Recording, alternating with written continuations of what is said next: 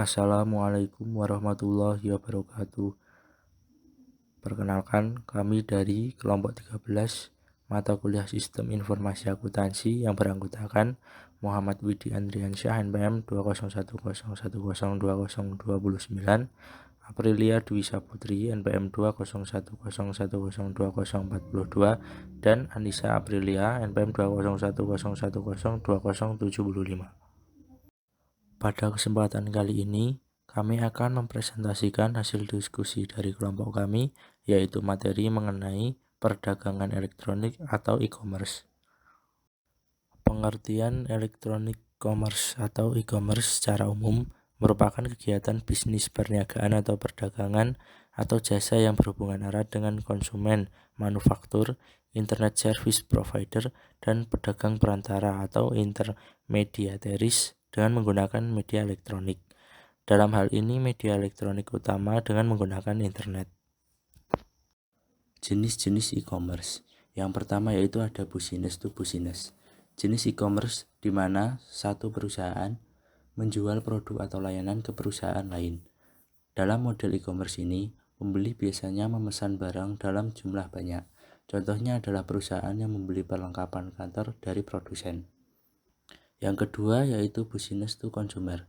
Dalam jenis e-commerce ini, perusahaan menjual produk atau layanan kepada konsumen. Secara umum, pelanggan e-commerce B2C hanya terlibat dalam industri retail.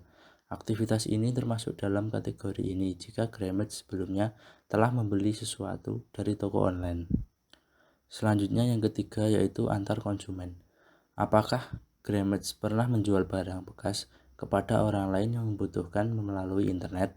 Kegiatan tersebut termasuk dalam jenis e-commerce ini. Dengan kata lain, C2C adalah transaksi online antara dua orang. Yang keempat yaitu consumer to business. E-commerce C2B adalah sistem di mana seseorang menjual produk atau layanan ke perusahaan.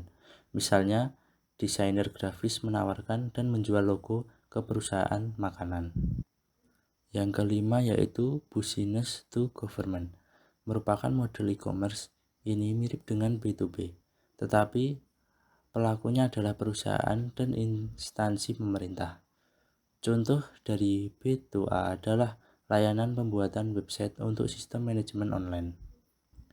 Dan yang terakhir yaitu consumer to government. Merupakan jenis e-commerce yang bekerja seperti C2B, namun transaksi dilakukan oleh individu dan lembaga pemerintah. E-commerce dengan model C2A jarang ditemukan di Indonesia. Jenis transaksi yang terjadi biasanya berupa jasa. Apa saja konsep e-commerce? Konsep e-commerce ada 5, yaitu yang pertama, automation, yaitu otomasi bisnis proses sebagai pengganti proses manual atau konsep enterprise resource planning.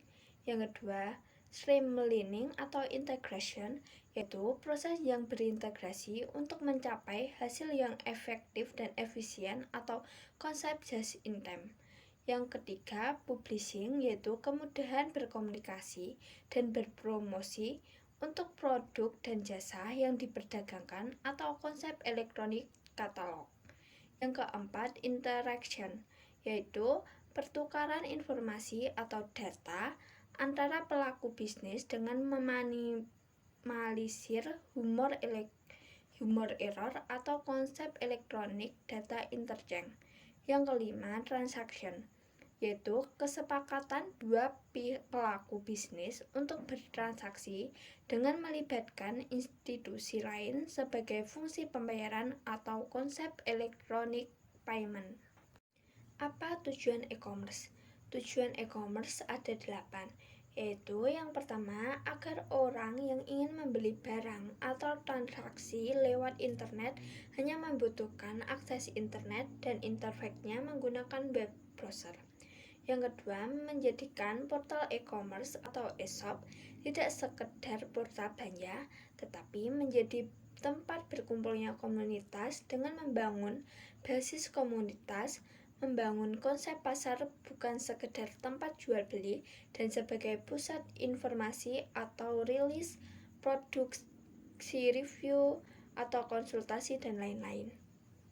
Yang ketiga, pengelolaan yang berorientasi pada pelayanan, kombinasi konsepsi pelayanan konvensional dan virtual yaitu responsif atau respon yang cepat dan ramah, dinamis, informatif, dan komunikatif.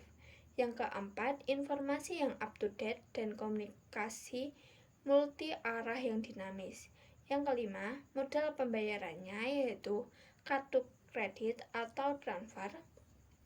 Dan yang keenam, memahami lebih dalam mengenai internet atau e-business dan e-commerce.